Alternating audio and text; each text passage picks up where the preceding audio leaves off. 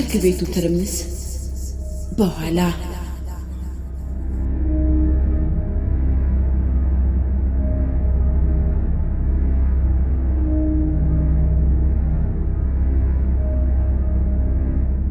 አዲስ አበባ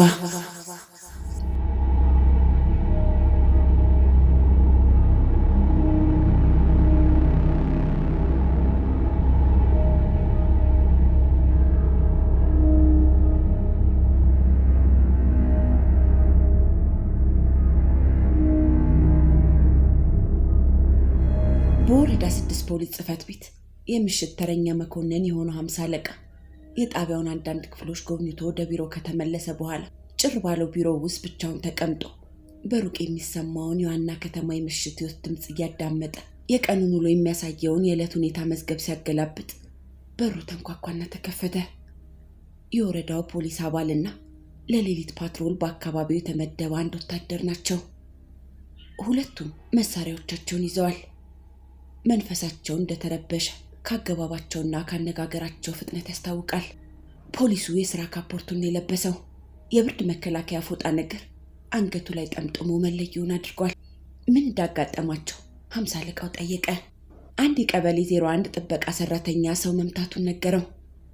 ሁኔታዎችን ለማረጋጋት ቢሞክሩ በአካባቢው የነበረው ሰው ትርምስ ስለፈጠረና ሁኔታው ከቁጥጥር በላይ ስለወጣ ያለ ተጨማሪ አደጋ ጉዳዩን ለመከታተል የማይችሉበት ደረጃ ሲደርሱ እርዳታ ፍለጋ አካባቢውን ለቀው እንደመጡ ፖሊሱ አጫወተው። 50 አለቃው ከጥቂት ሰዓታት በፊት የሰማውን ነገር አስታውሶ ሁኔታው በዚህ ቅጽበት እዚህ መድረሱ አስገረመው። ከምሽቱ 12 ሰዓት በኋላ የወረዳው ሊቀመንበር መጥተው ነበር። እሳቸውም በተገኙበት አንድ ትልቅ ሰርግ ላይ ችግር መፈጠሩንና የአካባቢው ወጣቶች ወደ ሰርጉ ቤት ድንጋይ እየወረወሩ ሁከት መፍጠራቸውን ለ50 አለቃ ነግረው የፖሊሶችን እርዳታ ጠይቀው ነበር። 50 አለቃው ከምሽቱ 1 ሰዓት አካባቢ 3 ፖሊሶች ወደ ስፍራው ልኳል። ሁለቱ የምሽቱ ተረኞች ናቸው። አንደኛው የቀን ተረኛ የነበረና 12 ሰዓት ላይ ስራውን ጨርሶ ወደ ረፍት ለመሄድ የተዘጋጀ ነበር።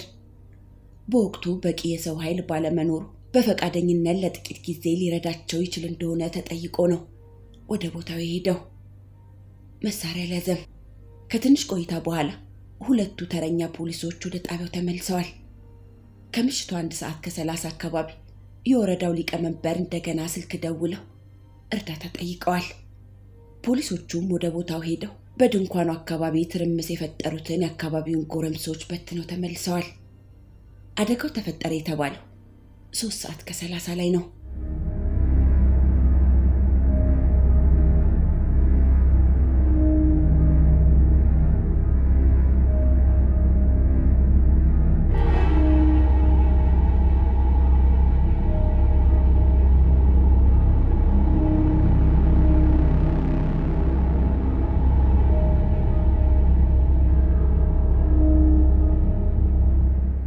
ሀምሳ አለቃው ከቢሮው ወጣና የሌሊቱ ተረኛ መርማሪ ወደሚገኝበት ክፍል ሄዶ ለስራ እንዲዘጋጅ ነገረው።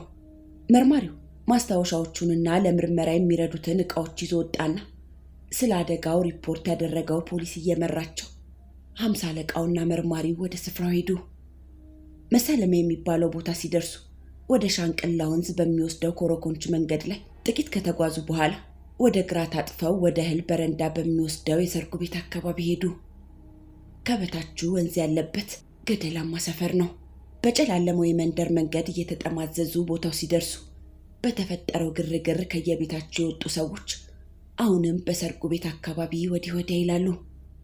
የተመታው ወጣት አብዱልአዚዝ ሀይረዲን የተባለና በ20ዎቹ አጋማሽ ዕድሜ ውስጥ የሚገኝ እንደሆነ በቦታው ከተገኙት ሰዎች ውስጥ እናውቀዋለን የሚሉት ለፖሊሶቹ አጫወቷቸው። መርማሪው ተመቺውን አላገኘውም። ለጊዜው በህይወት ስለነበር ወደ ሆስፒታል ተወስዷል። ተመቶ የወደቀበት ቦታ ነው ያሉትን ሰዎች ጠቆሙ። አንድ የመንገድ ዳር ቤት ቆርቆሮ ጥርጥግ ነው። መርማሪው ስራውን ሊጀምር ጠጋለ። ከሰዎች በተገኘ እጅ ባትሪ መሬቱን ተመለከተው። የፈሰሰ ደም አለ። ከጥቂት ጊዜ በኋላ ለፍለጋ ካቀረቀሩት ሰዎች አንዱ የጥይት ቀለ አግኝቶ ለመርማሪው አሳየው። መርማሪው የተገኘውን ቀለ ተቀብሎ እያየ የክላሽንኮቭ ጠመንጃ ጥይት እንደሆነች ገመተና በጨርቅ ጠቅልሎ ኪሱ ከተታት። እርሳሷን የማግኘት ሐሳብ ነው ቀጥሎ የመጣበት። ወጣቱ የተመታው በጣም ቅርብ ከሆነ ምናልባትም ከግማሽ ሜትር ባልበለጠ ርቀት እንደሆነ አንዳንዶች ተናግረዋል። ይህ ትክክል ከሆነ እርሳሷ የተመቺውን አካል አልፋ ሳትሄድ እንዳልቀረች መርማሪው ገመተና ተመቺው ቆሞ ነበር ወደ ተባለበት አጥር ተጠጋ። አንዱ ቆርቆሮ ላይ ቀዳዳ አለ። መርማሪው በጣም ተጠግቶ የባትሪውን ብርሃን ቀዳዳዋ ላይ ሲያበራ ቀዳዳዋ ከውጭ ወደ ውስጥ የተሸነቆረች መሆኗን ለመመልከት ቻለ። ወደ አጥር ግቢው ገብቶ አካባቢውን በባትሪ አሰሰው። መሬቱ ላይ የተገኘ ነገር የለም። ፊት ለፊት ያለውን የመኖሪያ ቤቱን ግድግዳ ተመለከተው። በቅርቡ የተበሳ ቀዳዳ መሳይ ነገር የለም። እርሳሱን ግቢው ውስጥ ማግኘት አልተቻለም። ከግቢው ወጣና እንደገና ወደ ቆርቆሮው ቀዳዳ ተጠጋ። ወፈር ያለ ገመድ ፈልጎ በቀዳዳው ውስጥ ከተተው። ይህ ሙከራ ከቀዳዳው ስፋት መጠን በተጨማሪ ቆርቆሮውን የበሳው ነገር ወደ ጎን ወይም ቀጥታ ወደፊት ሳይሆን ወደ ላይ እንደተጓዘ የሚያመለክት ቅርጽ አሳየው። ይህ ከሆነ ደግሞ ምናልባት እርሳሷን የሚያቆማት ነገር ስለማይኖር ኃይሏን እስክትጨርስ ድረስ ርቃ ልትጓዝ ትችላለች።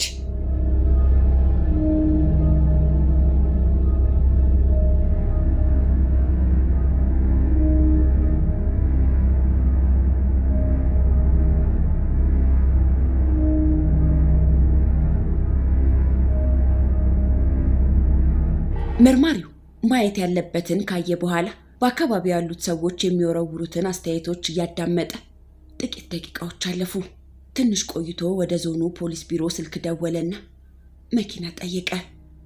ራስ ደስታ ሆስፒታል ድንገተኛ ክፍል ሲደርስ ልክ ከምሽቱ 5 ሰዓት ነበር።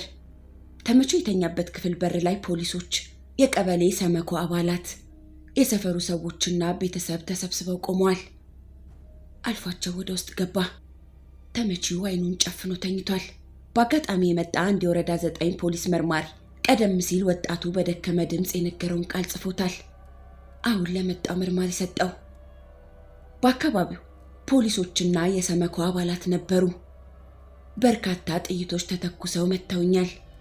መኩሪያ የተባለ የሰመኮ አባል 2 ጥይት መተኮሱን ተረድቻለሁ። ደምስስ የተባለ የሰመኮ አባልም በቦታው ነበር ብሎታል።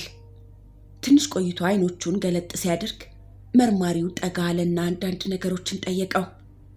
ቀደም ብሎ የተናገራቸውን አይነት ቃላት እንደምንም እያቃሰተ ነገረው። ፖሊሱን ተከትለው ወደ መኝታ ክፍሉ የገቡት የተመቺው እናት እልህም ንዴትም ሐዘንም እየተፈራረቀባቸው መርማሪው የሚናገሩትን እንዲሰማቸው ይተውታሉ። ፍሬ ነገሩን እንዲነግሩት ጠየቃቸው። ቀበሌ 01 ውስጥ ሻንቅላ ወንዝ አጠገብ አንድ ሰርግ ቤት አካባቢ ከነበሩት የጥበቃ ጓዶች አንደኛው ከልጄ ጋር በምን እንደተጣሉ ባላውቅም በክላሽ ጠመንጃ ልጄን አብዱልአዚዝ ሀይረዲንን ተኩሶ መቶታል ካሉት በኋላ እጠረጥረዋለሁ ያሉትን አንድ የቀበሌውን ታጣቂ ስም ሰጡት። መርማሪው ከምሽቱ 6 ሰዓት አካባቢ ከሆስፒታል ወጥቶ ወደሚሰራበት ቢሮ መጣና ከተረኛ መኮንኑ ጋር ቀጥሎ ስለሚሆኑት ጉዳዮች ተወያዩ። በፍጥነት መከናወን ያለበት አንድ ስራ ተገኘ።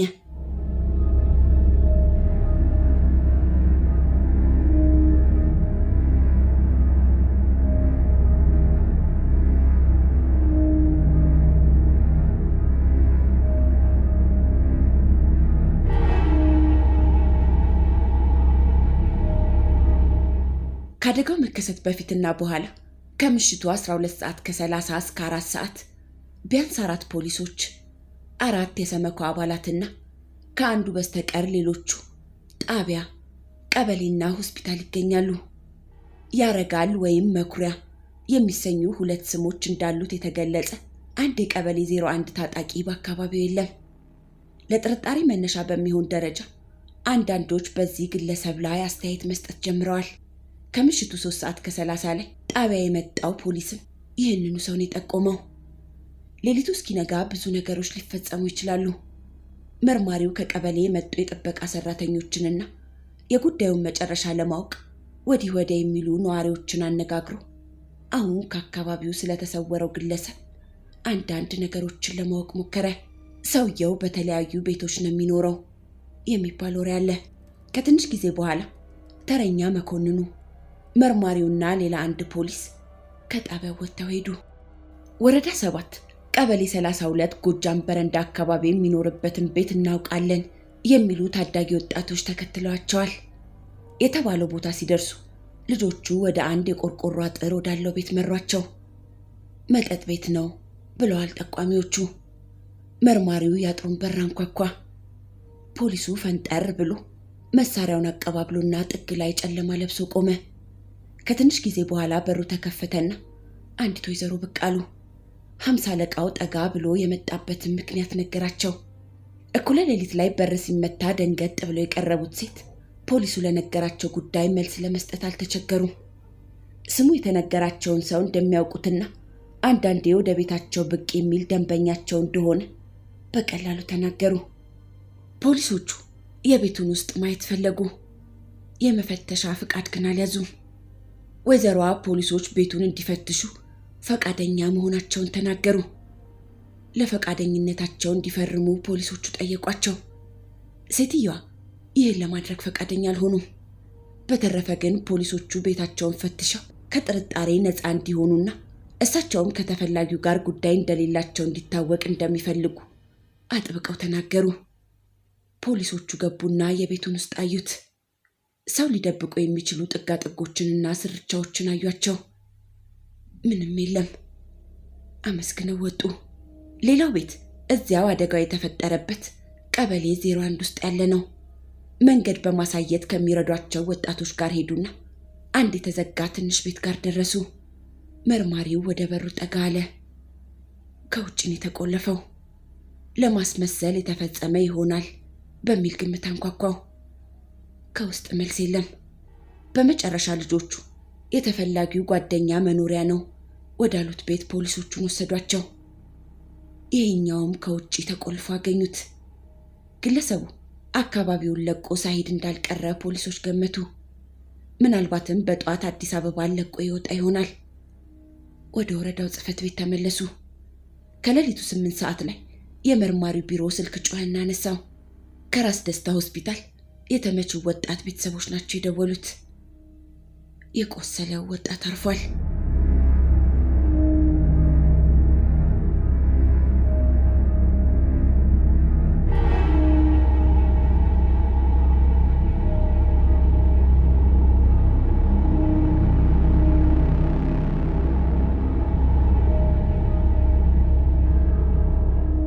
ከሌሊቱ 10 ሰዓት ሲሆን ተፈላጊውን በመልክ የሚያውቁ 2 ፖሊሶች ወደ ክፍለ ሀገር አውቶቡስ ተራ ሄዱ። መርማሪው እስከዚህ ጊዜ የተከናወኑ ስራዎችንና የሚቀጥሉትን ስራዎች የዕለት ሁኔታ መዝገብ ላይ ሲያሰፍር እስከ ንጋት ቆየ።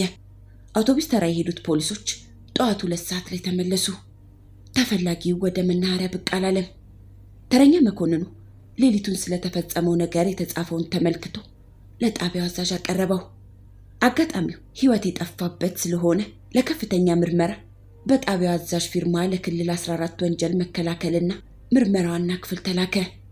አደጋው በተፈጠረ በ13ኛው ሰዓት ላይ መዝገቡ የክልሉ ወንጀል መከላከልና ምርመራ ዋና ክፍል ኃላፊ ጠረጴዛ ላይ አረፈ።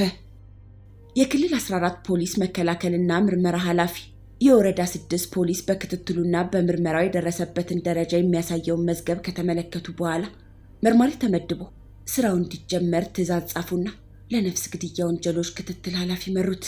በዋና ከተማዋ ውስጥ በማንኛውም አጋጣሚ የሚፈጸምና ህይወት ያለፈበት ወንጀል የቢሮውን በር የሚያንኳኳበት 100 አለቃ ከሻምበሉ ቢሮ የመጣውን ተላላኪ መዝገቡን ሲያመጣለት በሌላ የግድያ ወንጀል ክትትል ስራ ላይ ከተማ ውስጥ ከገባ መርማሪ ጋር በስልክ እየተነጋገረ ወረቀት ላይ አንዳንድ ነጥቦችን ይጽፍ ነበር። መዝገቡን ላመጣለት ሰው ባይኑ ምልክት ሲሰጠው ወረቀቶቹን ጠረጴዛው ላይ አስቀምጦለት ወጣ። ስልኩን ጨርሶ ዘጋና ካለቃው ወደ መጣለት መዝገብ አቀረቀረ።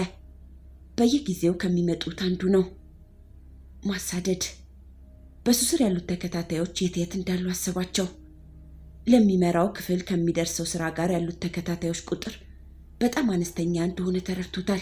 እስካሁንም ተከታታዮቹ እያንዳንዳቸው ቢያንስ 2 ወይም ከዚያ በላይ የሆነ ስራ ደርሷቸው በብዙ አቅጣጫን የሚሯሯጡት። የማያቋርጥ ሩጫ።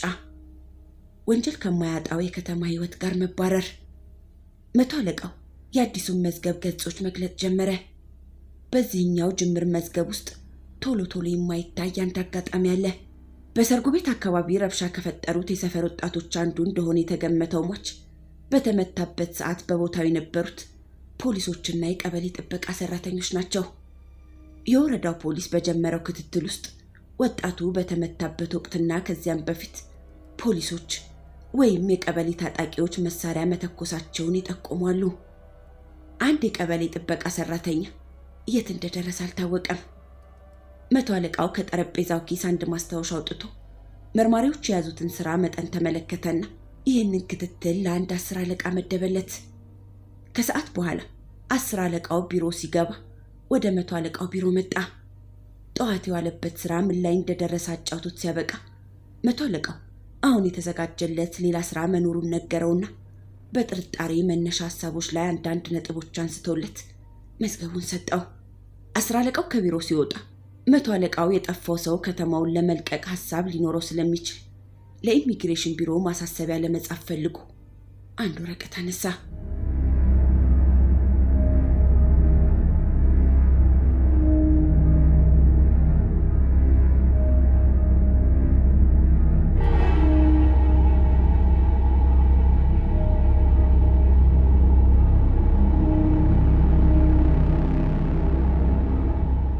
በሚቀጥለው ቀን መርማሪው ድርጊቱ ወደ ተፈጸመበት ቀበሌ ሄደና የሟቹን ቤተሰብ አገኛቸው።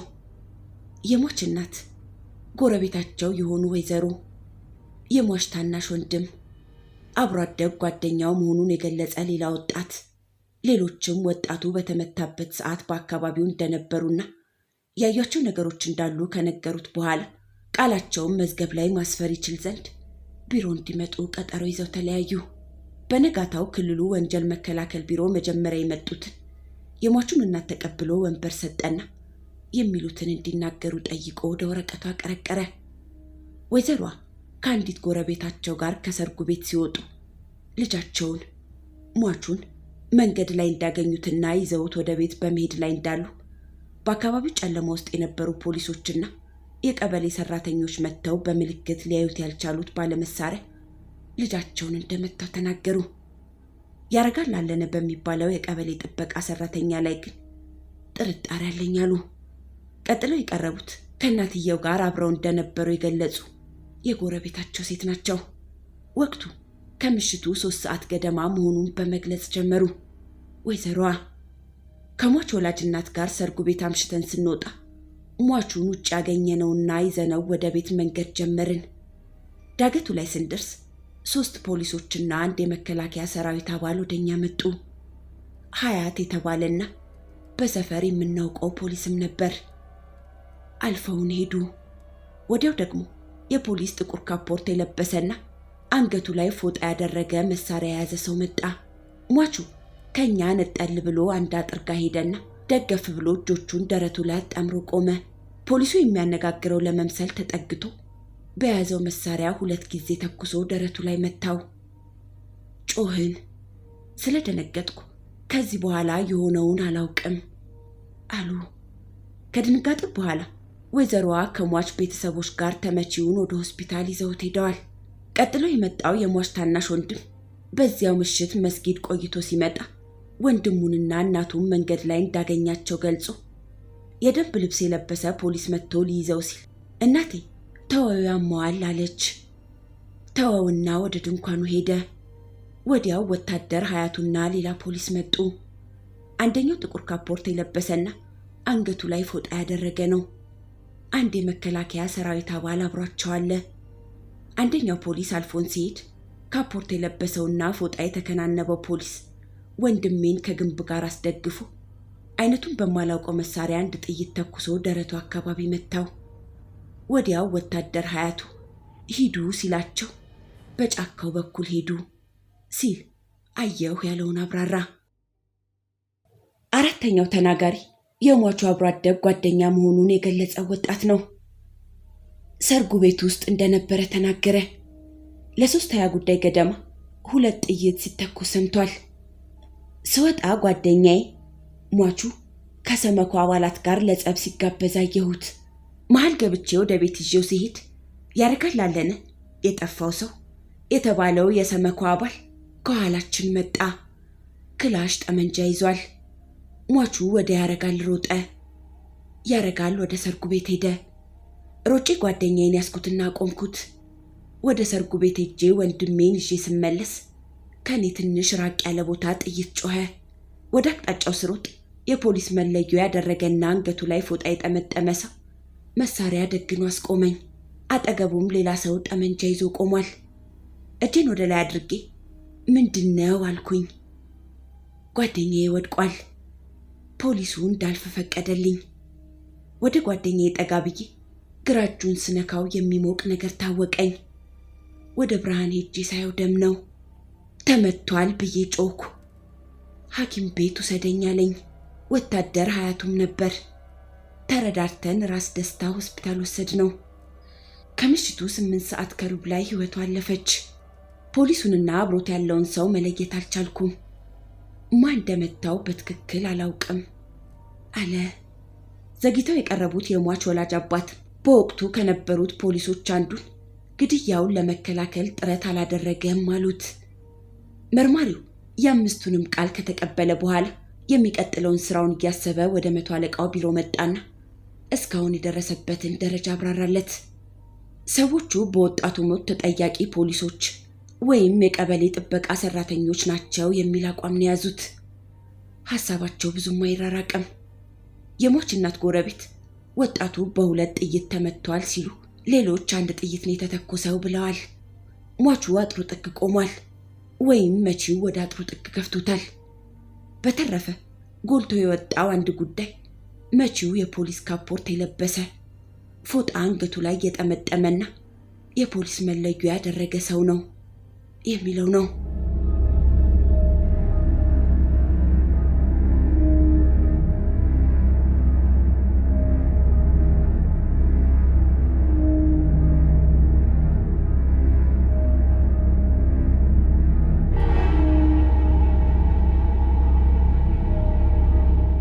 ከሻምበሉ ቢሮ የመጣ ተላላኪ ደብዳቤ አምጥቶ ለ100 አለቃው ሰጠው።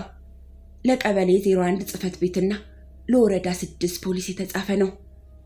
በቀበሌው በኩል ያረጋል አለነ ወይም መኩሪያ ሙሉ አድራሻው እንዲገለጽና በሰርጉ ቤት አካባቢ በዕለቱ የነበሩ ሌሎች የጥበቃ ሰራተኞች እንዲቀርቡ የሚጠይቅ ሲሆን፣ ለወረዳ 6 ፖሊስ የተጻፈው በወቅቱ ከወረዳው ፖሊስ ጣቢያ ለስራ ወደ ስፍራው የተንቀሳቀሱት ፖሊሶችና አንድ ወታደር ቀርበው ሪፖርት እንዲያደርጉ የሚጠይቅ ነው። 100 አለቃው ደብዳቤዎቹን የሚቀጥለው ክፍል ለሚገኘው መርማሪ ላከለት። ከትንሽ ጊዜ በኋላ 100 አለቃው ለዳግማዊ ምኒልክ ሆስፒታል አንድ ደብዳቤ ጽፎ ፈረመበትና ለአንድ 10 አለቃ ሰጠው። የአስከሬኑ ምርመራ ውጤት እንዲላክ የሚጠይቅ ነበር። ከ2 ቀናት በኋላ የቀበሌው ጽሕፈት ቤት የላከውን ደብዳቤ ኃላፊዎቹ ተነጋገሩበት። ጽሕፈት ቤቱ የተፈላጊውን የቀበሌ ጥበቃ ሰራተኛ ቤት ቁጥርም ሆነ ፎቶግራፍ ማግኘት እንዳልቻለ አስታውቆ ግለሰቡ በወቅቱ ይዞት የነበረው መሳሪያ ክላሽንኮቭ ውቅ ቁጥር 24 21 22 12 እንደሆነ ገልጿል። ሰውየው ከነ መሳሪያው መጥፋቱንና የት እንደደረሰ የሚያውቀው ነገር እንደሌለ በደብዳቤው ጠቅሷል። የቀበሌው ጽሕፈት ቤት የራሱን ሰራተኛ መኖሪያና ፎቶግራፍ ማግኘት አልቻልንም ማለቱ ፖሊሶቹን አስገረማቸው። ሌሎቹ የጥበቃ ሰራተኞች ግን በተጠየቀው መሰረት እንደሚቀርቡ ቃል ገብቷል። 100 አለቃው ቢሮ እንደገባ ከወረዳ 6 የተፈለጉ 2 ፖሊሶችና አንድ ወታደር ቀረቡ። መሳሪያዎቻቸውን ቀደም ብለው አስረክበዋል። 3 ናቸው። አንደኛው በሰርጉ ዕለት እስከ ምሽቱ 12 ሰዓት ድረስ በወረዳው ፖሊስ ጣቢያ ተረኛ የነበረና በረፍቱ ሰዓት ምሽቱን ለተባባሪነት ተጠይቆ ሰርጉ ቤት የተገኘ ነው። የቀበሌው ነዋሪ ስለሆነ የአካባቢው ሰዎች በስም ጠቅሰውታል። የወረዳው ሊቀመንበር የሰጡትን መሳሪያ ይዞ ነበር። ሁለተኛው የወረዳው ፖሊስ አባልና በ22/5/86 የሰርጉ ምሽት የሌሊት ሮንድ ተረኛ ሲሆን፣ ሶስተኛው ለወረዳው ጥበቃ ከመከላከያ ሰራዊት ተመድቦ ከሁለተኛው ፖሊስ ጋር ሮንድ ላይ የነበረ ወታደር ነው። የመጀመሪያው ፖሊስ እድሜውን 27 ሲል አስመዘገበ። ሀያቱ ይባላል። ከላይ እንደተገለጸው በዕለቱ ከወረዳው ፖሊስ ጣቢያ ተረኛ መኮንን ትብብር ተጠይቆ ለስራ የተሰማራ ነው። ሰርግ ቤቱ አካባቢ ከተገኘ ከጥቂት ጊዜ በኋላ በአካባቢው የነበረው ትርምስ ከአቅሙ በላይ ሆኖበት እንደነበር ለመቶ አለቃው ነገረው እና ወጣቶች እንግባ እያሉ አስቸገሩ። ልቋቋማቸው አልቻልኩም። ችግሩን ለወረዳው ሊቀመንበር ነገርኩ። የቤቱን ቁልፍ አውጥቶ መሳሪያውን ከቤቱ አውጥቼ እንዲይዝ ነገረኝ። ሄጄ ይዤ መጣሁ። ከምሽቱ 3:15 ገደማ ሟቹ ከእናቱና ከታናሽ ወንድሙ ጋር ከሰርጉ ቤት አቅጣጫ ወጥተው ሲሄዱ አየኋቸው። ሟቹ ከወገቡ በላይ ራቁቱን ነበር። ምን ችግር እንዳጋጠመው ለመጠየቅ ጠጋ ሲል ዞር በል ወላ ፖሊስ አላውቅም እናትክን አለኝ። ያሟል የሚባል ነገር አውቅ ስለነበር ምንም ሳልል ወደ ድንኳኑ ተመለስኩ። ትንሽ ቆይቶ ግን በቅርብ ርቀት ተኩስ ሰማሁ። ታናሽ ወንድሙ ወንድሜን ገደሉት እያለ ወደ እኔ መጣ። ወደ ተኩሱ አቅጣጫ ሄድኩ። ቦታው ላይ አለማየሁ ሁለተኛውና በመልክ የማላውቀው የሰራዊቱ አባል ሶስተኛው መሳሪያ ይዘው ቆመዋል። የተመታው ወጣት ፊት ለፊታቸው ቆሞ ደረቱን እያሳየ መቱኝ አለኝ። ወዲያው ወደቀ። እናቱም እዚያው ነበሩ። አለማየሁን ልጄን ገድለህ የት ትሄዳለህ ብለው ያዙት። እዚያው ትቻቸው መኪና ፍለጋ ሄድኩ። ለወረዳው ሊቀመንበር አጋጣሚውን ነግሬ ስመለስ በቦታው ማንም የለም። ታናሽ ወንድሙ ብቻ ድንጋይ ይዞ ሲሯሯጥ አገኘሁትና በረድ እንዲል ይዤ አቆምኩት ሲል አብራራለት። በዚያ ምሽት አንድም ጥይት እንዳልተተኮሰና ወጣቱንም ማን እንደመታው እንዳላየ አስታወቀ።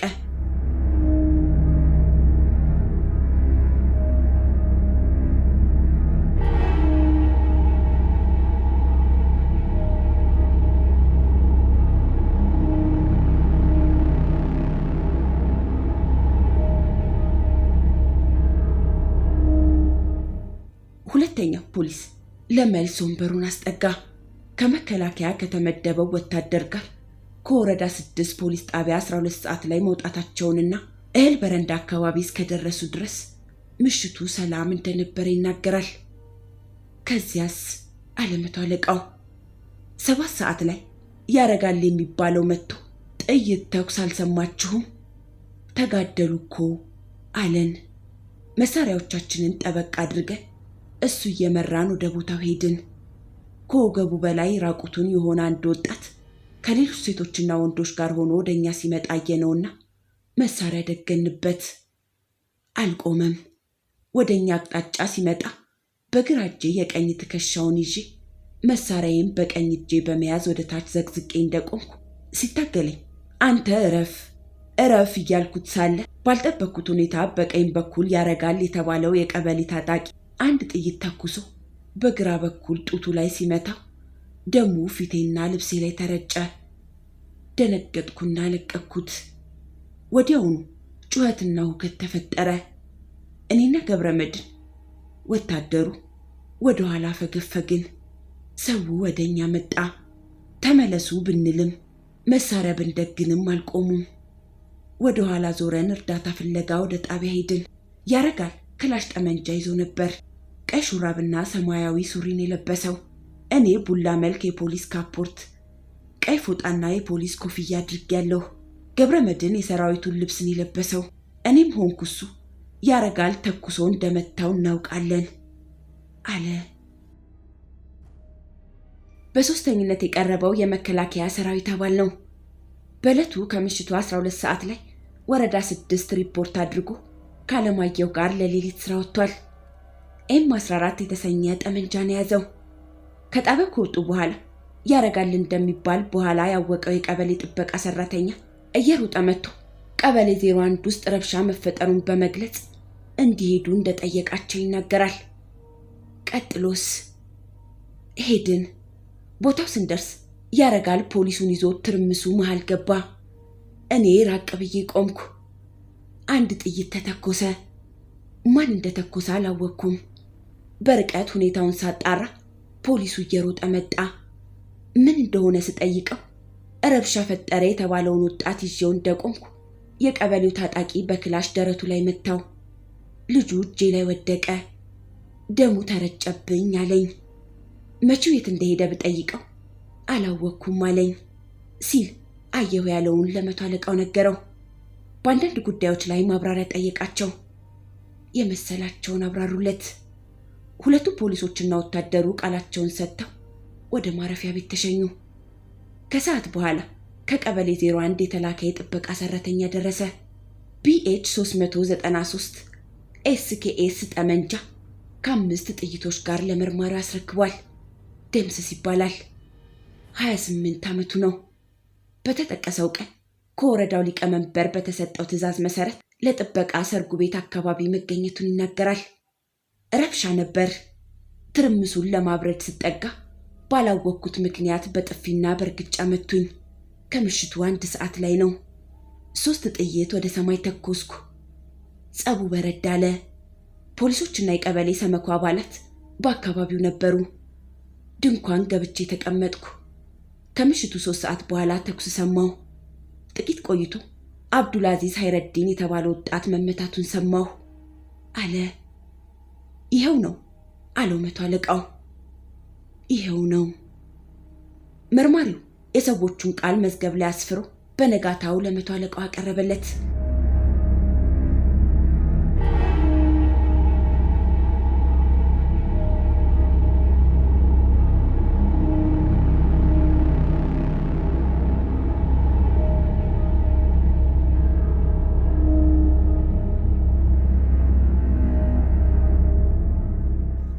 መቆለል የጀመረው የምርመራ መዝገብ 80ኛውን ገጽ ተሻግሮታል። መቶ አለቃው ወረቀቶቹን እየገለጠ አንዳንድ ነጥቦችን መመልከት ጀመረ።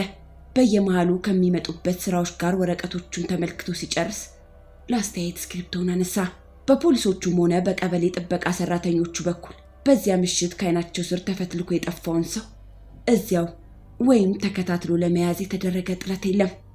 በተረፈ ከአንደኛው በቀር ሌሎቹ ከወጣቱ መመታት ጋር የሚያያይዛቸው ነገር እንደሌለ መቶ አለቃው ገምቷል። ካፖርትና ፎጣ ለብሶ መለዮ ማድረጉን ከተናገረውና ከሳሾቹም ጣታቸውን ካሹሉበት አንድ ፖሊስ በቀር ሌሎቹ በዋስ መለቀቅ እንደሚችሉ አስተያየቱን ጻፈ። የቀሩ ስራዎች አሉ። የጠፋውን ለመያዝ የፍርድ ቤት ትዕዛዝ እንዲወጣ፣ ተፈላጊው ከግል ማህደሩ ፎቶውና ሙሉ አድራሻው እንዲፈለግ፣ ጠመንጃ ይዞ ለመሰወር አስቸጋሪ ሊሆንበት ስለሚችል ቤቱ ደብቆት እንደሆነ የመበርበሪያ ፍቃድ ከፍርድ ቤት እንዲወጣና ቤቱ እንዲፈተሽ፣ ለወታደር ሀያቱ ያስታጠቀው የወረዳው ሊቀመንበር ከነ መሳሪያው እንዲቀርብ፣ ቀለሁን ያገኘው ሰው ቃሉን እንዲሰጥ፣ ቀለሁ የክላሽ ከሆነ በዕለቱ ስራ ላይ ከዋሉት ክላሽ ጠመንጃዎች ጋር እንዲመሳከር የሚሉ ትዕዛዞችን ለመርማሪው ከጻፈለት በኋላ እስካሁን በተደረሰበት ደረጃ ላይ አስተያየት እንዲሰጥበት መዝገቡን ለወንጀል መከላከልና ምርመራ ኃላፊው ላከው።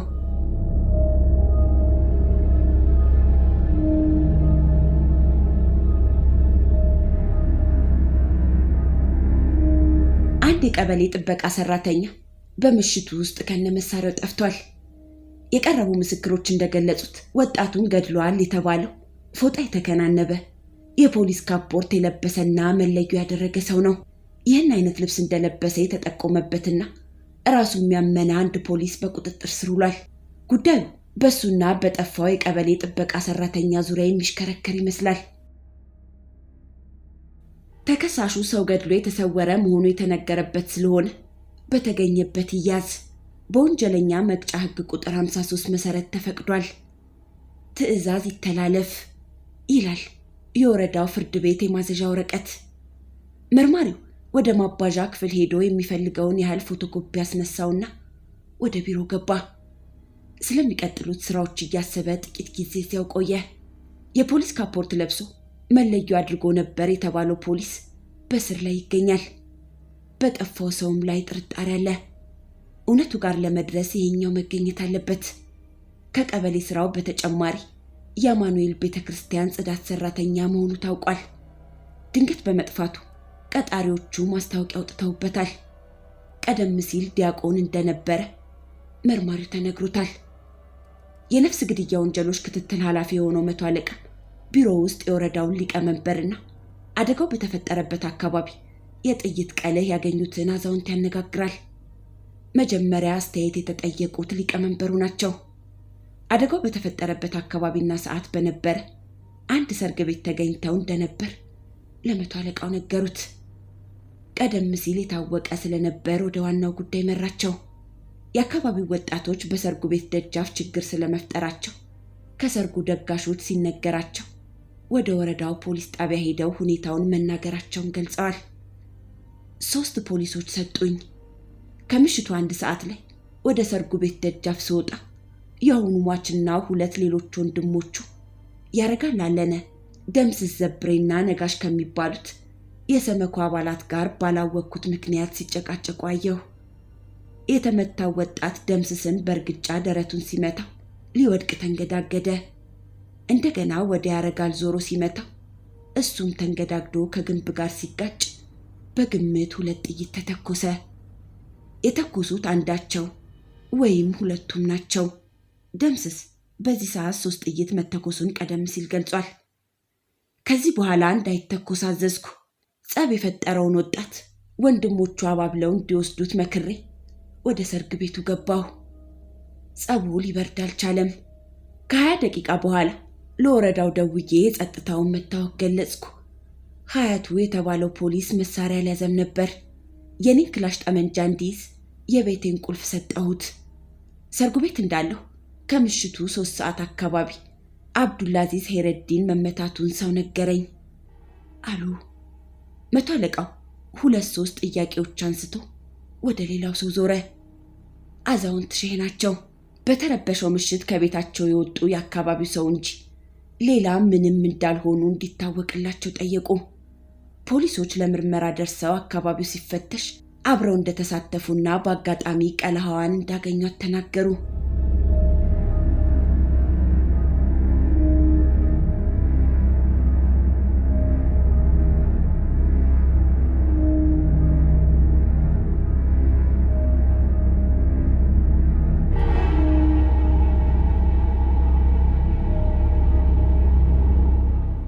ወደ ሚኒሊክ ሆስፒታል የሄደው 10 አለቃ የዶክተሩን አስተያየት ይዞ ተመለሰ። ደረቱ አካባቢ ተመቶ መሞቱ ዶክተር አረጋግጧል። 10 አለቃው የሐኪሙን ወረቀት ለመርማሪው ሲሰጠው መርማሪው ተፈላጊውን ለመያዝ በግላቸው ከሚከታተሉ ሰዎች ጋር እየተነጋገረ ነበር። ሰውየው ናዝሬት አካባቢ ታይቷል የሚል ወሬ መስማታቸውንና ወደዚያው መሄድ እንደሚፈልጉ ገለጹለት። ነገሩን አሰበበት። ከዚህ ምርመራ ጋር የያዛቸው ሌሎች ክትትሎች አሉ። እዚህ ወቅት ላይ ከከተማዋ መውጣቱን አልፈለገውም። መጠናቀቅ ያለበት ሌላ ክትትል እንዳይበላሽበት ሰጋ። ሰዎቹ እንዳሉት ግለሰቡን ካገኙት ከየት እርዳታ ማግኘት እንደሚችሉና እሱንም ወዲያው እንዲነግሩት፣ ሌላም ማድረግ ያለባቸውን ጥንቃቄ ነገራቸውና የፍርድ ቤቱን የመያዣ ትዕዛዝ 1 ኮፒ ሰጥቶ አሰናበታቸው። ከ2 ቀናት በኋላ መርማሪው የአንድ ጥቆማ ጫፍ ተከትሎ ወደ አማኑኤል ቤተክርስቲያን ሄደ። በሩ ላይ ካሁን በፊት የነበረው ወረቀት ተነስቷል። ያረጋል አለነ ከስራ ገበታው ላይ ሳያሳውቅ ስለመጥፋቱ የተጻፈ ነበር። በሩን አልፎ ወደ ውስጥ ገባ። ጋቢ ወይም ነጠላ የለበሱ ወንዶችና ሴቶች እዚህም እዚያም ይታያሉ። ጸጥ ባለው የጸሎት ቦታ በቀስታ እየተንጎራደደ ተመለከተ። ተፈላጊው ቀደም ሲል ይሰራበት ወደ ነበረበት ቦታ ተመልሶ የመምጣቱ ነገር አልመስልህ ይለዋል። የተነገረውን የተፈላጊውን ገጽታ እያሰላሰለ በየግንቡ ስርና ዛፎች ጥላ ስር ተጠግተው የቆሙትን ክንብንብ ሰዎች በቅርብና በሩቅ አያቸው። ወደ መቃብሩ ስፍራ፣ ወደ ሰንበቴ ቤቱና ሌሎች ስርቻዎች እያለፈ ተመለከተ። የሚፈልገው ሰው የለም። ግቢውን ሲጨርስ ወጣና በአካባቢው ጥቂት ጊዜ ቆየ።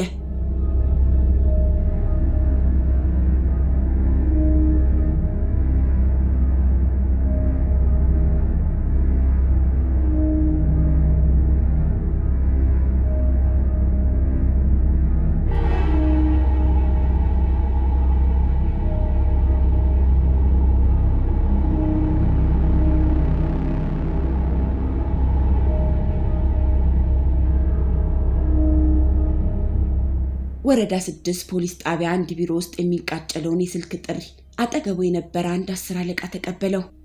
ፖሊሱ ደዋዩ ስሙን ሲናገር ነቃ አለ። ፖሊሶች ለምን እንደሚያሳድዱት ጠየቀ። እንደዚህ አይነት ነገር ካለ መጥቶ ምክንያቱን መጠየቅ መብቱ እንደሆነ ነገረው። ፖሊሱ በእሽታ ስልኩን ዘጋ። ከጥቂት ጊዜ በኋላ አንድ ሰው መጥቶ ከግማሽ ሰዓት በፊት ስልክ ደውሎ እንደነበር ተናገረ። ተቀባዮቹ ተዘጋጅተውለት ነበር። አደጋው በተፈጸመበት የ22/5/86 ዓ.ም ምሽት የወረዳው ፖሊስ ተረኛ መርማሪ ከነበረው ፖሊስ ጋር ተገናኙ። ፈላጊዎቹ በመልክ በደንብ የሚያውቁት የአካባቢው ሰው ነው። ጥቁር የሐዘን ኮፍያ አድርጓል። ያረጋል አለነ መሆኑንና ፖሊሶች እንደሚከታተሉት ሰምቶ ግራ እንደተጋባ ገለጸለት። ፖሊሱ ግራ የሚያጋባ ነገር እንደሌለ ገልጾለት ያደረገውን ጥቁር ኮፍያ እያየ ሐዘን ገጥሞት እንደሆነ ጠየቀው። ዘመድ ሞቶበት እንደነበር ነገረውና ከዚያ ወደ ፍሬ ነገሩ ገቡ። ስለ ማንነቱ እንደሚያውቅ ነገረው። ፖሊሱ የተፈለገበት ምክንያት የመንግስት ንብረት ይዞ ድንገት በመጥፋቱ ብቻ እንደሆነ ነግሮት ቀበሌው ያስታጠቀውን ጠመንጃ የት እንዳደረገው ጠየቀው። በዘመዱ ሞት ምክንያት ወደ ገጠር ድንገተኛ ጉዞ ለማድረግ በመገደዱ መሳሪያውን አንድ ዘመዱ ቤት አስቀምጦት መሄዱን ነገረው። ራሱ ጋር ለምን እንዳላስቀመጠው ጠየቀው። የቤቱን ቁልፍ ብዙም እንደማይተማመንበት አጫወተው። ለማስረከብም ፈቃደኛ ሆነ። ለጥቂት ጊዜ ማረፊያ ቤት እንዲቆይ አድርጎት ጉዳዩን የያዘውን መርማሪና ሌሎች ሰዎች በስልክ ጠራ። ከሰዓት በኋላ ሁሉም መጡና ያረጋል ከማረፊያው ወጥቶ አብረው ሄዱ። መጀመሪያ የተጓዙበት ቤት ሲደርሱ ያረጋልና የወረዳው መርማሪ ወደ ውስጥ ገቡ። ቡና ላይ ነው የደረሱት። የቤቱ ባለቤት አልጋ ላይ ጋደም ብሏል። ጠጋ ብለው አነጋገሩት። ጠመንጃው እዚህ አለመኖሩን ገለጸ ሰውየው። ሌላ የሁለቱም ዘመድ የሆኑ ሴት ጋር ወስዶ እንዳስቀመጠው ተናገረ። የዚህኛውን ምክንያት ከያረጋል ምክንያት ጋር ተመሳሳይ ነው። በሌላ ቀበሌ ወዳለ መኖሪያ ቤት ሄዱ። ባለትዳሯ ወይዘሮ እንጀራ እየጋገሩ ነበር። ከማድ ቤት ተጠርተው መጡና በፖሊስ ከታጀቡት ሁለት ዘመዶቻቸው ጋር ተገናኙ። የጉብኝቱ ምክንያትም ተገለጸላቸው። ፍርሃትና ጭንቀት ይታይባቸዋል። ዘመዶቻቸውንም ፖሊሶቹንም በየተራ ሲመለከቱ ቆዩና በመጨረሻ ወደ አንድ የቤታቸው ግድግዳ ጎን በጣታቸው ጠቆሙ።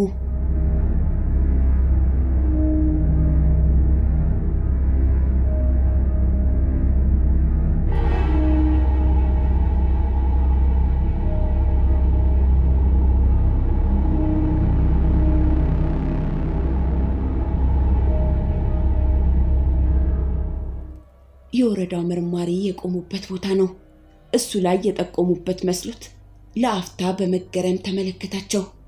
እሱ ደገፍ ብሎት የቆመው ግድግዳ ወደ ጓዳይ ማለፊያው ጠርዝ ግድግዳ ውስጥ መሳሪያ እንዳለ ተናገሩ። ባለአበባ ወረቀት ነው የተለጠፈው። ሴትዮዋ እየጠቆሙ ፖሊሶች ግድግዳውን ከላይ ወደ ታች በሳንጃ ቀረደዱት። ፈንጠር ብሎ የቆመው የፖሊስ ፎቶግራፈር ካሜራውን አነጣጠረ። ጥቂት አፈር ከተፈረፈረ በኋላ ላስቲክ ታየ። በገመድ ተተብትቧል። የውቅ ቁጥር 24 21 22 12 ባለሰደፍ ክላሽንኮቭ ጠመንጃ ከፋብሪካው ከወጣ በኋላ ለሁለተኛ ጊዜ ታሽጎ ብቅ አለ። ላስቲኩን ፈቱት። ብረቱ በአመድ ታሽቷል። ወደ መጡበት ጣቢያ ተመለሱ። ከዚያም ወደ ክልሉ ፖሊስ መምሪያ ሄዱና ሁለት ወንዶችና ሴትዮዋ ለጥያቄ ተቀመጡ። ሴትዮዋና ሰውየው ዘመዳቸው ያረጋል አለነ በለቅሶ ምክንያት ወደ ጎንደር በመሄዱ መሳሪያውን እንዳስቀመጡለት ተናገሩ። ዘመዳቸው የጥበቃ ሰራተኛ እንደሆነና መሳሪያውንም የመንግስት መሆኑን እያወቁ በተለይ ሴትዮዋ አመድ ለቅልቀው በላስቲክ ጠቅልለው የቤታቸውን ግድግዳ ቆፍረው ለመቅበር ለምን እንደተገደዱ ተጠየቁ። ባለቤቴና ልጆቼ እንዳያዩት በማለት መለሱ። የአመዱና የላስቲኩ ጉዳይ ብረቱ እንዳይዝግ ያደረጉት መሆኑን ተናገሩ። በተረፈ ከዘመዳቸው ጋር የተመሳጠሩበት ነገር እንደሌለና ሰው ገድሏል የሚል ጭምጭምታ በኋላ ኋላ የወሬ መስማታቸውን ግን ሁለቱም አስታወቁ። ይህንን ከሰሙ በኋላ እንኳን ለምን መሳሪያውን ለማስረከብ እንዳልፈለጉ ለቀረበላቸው ጥያቄ ሴትዮዋ እንዲህ ባደርግ ደግሞ ሰውየውን አምጪ ይሉኛል ብዬ ፈራሁ። እኔ የት እንደደረሰ አላውቅም ነበር አሉ የሰውየው ሐሳብ የሚሆነው አንድ ቀን አማኑኤል ቤተክርስቲያን በር ላይ እንዳጋጣሚ እንደቆመ ለያረጋል የወጣውን ማስታወቂያ ተመልክቶ ሲያነብ አጠገቡ የነበሩ ሰው እሱ ሰው ገድሎ ጠፍቶ የለም እንዴ ሲሉ ከመስማቱ በቀር ከያረጋል ጋር ምንም ግንኙነት እንዳልነበረው ተናገረ። በመጨረሻ ለያረጋል ጥያቄዎች ቀረቡለት። ስለ ሰው መግደል የተወራበትን እንዳሉባልታ ቆጥሮ ውድቅ አደረገው። ካፖርት ፎጣና ባደረገው መለዮ ተጠርጥሮ ማረፊያ ቤት ከሚገኘው የወረዳ 6 ፖሊስ ጋር አገናኘው። ክርክሩ አንድ አፍታ ቀጠለ። በመጨረሻ ግን ያረጋል ራሱን እየነቀነቀ ቅሬታና ጸጸት እንደገባው ተናገረ።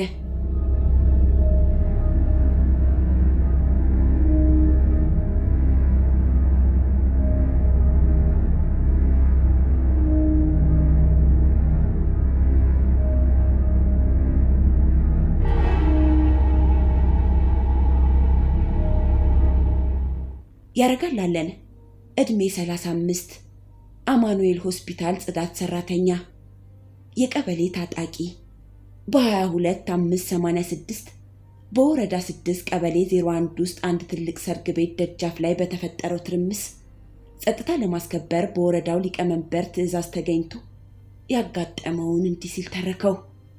በ22/5/86 ምሽት ተረኛ ነበርኩ። ሰርጉ ቤት ስደርስ በርካታ ወጣቶች ረብሻ ፈጥረው አገኘው። ጸጥታ ለማስከበር መሃል ስገባ በኋላ አብዱላዚዝ ሀይረዲን እንደሚባል ያወቅኩት ወጣት የታጠቅኩትን ክላሽ ዘሎ በመያዝ ግንባሬን በድንጋይ ሲመታኝ ግብግብ ተያያዝን። የመሳሪያውን አፈሙዝ ያዘው። አጠገቡ ያሉት የሰመኮ አባላት ጥይት ወደ ሰማይ ተኩሰው አስለቀቁት። ሁኔታው ከአቅም በላይ በመሆኑ ወደ መንገድ ሄጄ ጥበቃ ላይ የነበሩትን የወረዳውን ፖሊስ አባል አለማየሁንና አንድ የማላውቀውን የመከላከያ ሰራዊት አባል እርዳታ ጠየቅኩ። አብረን ወደ ረብሻው ቦታ ተመለስን። አብዱላዚዝ ከወገቡ በላይ ራቁቱን ሆኖ አገኘሁት። ወዲያው መጥቶ አለማየሁን ያዘውና ሲታገሉ ልቀቀው ብዬ ወደ አብዱላዚዝ ስጠጋ የጠመንጃዬን አፈሙዝ ይዞ ወደ ራሱ ሲጎትት እኔም ወደ ራሴ ስጎትት ቀደም ብዬ አቀባብዬው ስለነበረ አንድ ጥይት ተተኮሰ። ምኑ ላይ እንደተመታ አላውቅም። መሬት ሲወድቅ መሳሪያዬን ይዤ በሻንቅላ ወንዝ በኩል ወደ ቤት ሄድኩ አለ። በነጋታውስ አለ መቶ አለቃው። በነጋታው ወንድሜ ጋር ሄጄ አገር ቤት ዘመድ ሞቶ መሄዴ ስለሆነ መሳሪያዬን አስቀምጥልኝ ብዬ ተሰወርኩ ሲል አብራራ። ሟቹ ወጣት በጡጫ ደጋግሞ ሆዱን እንደመታውና የግራ እጁን ጣት እንደነከሰው አስታውቆ የወጣቱን መመታት ጉዳይ ግን ሳላስበው ነው አለ።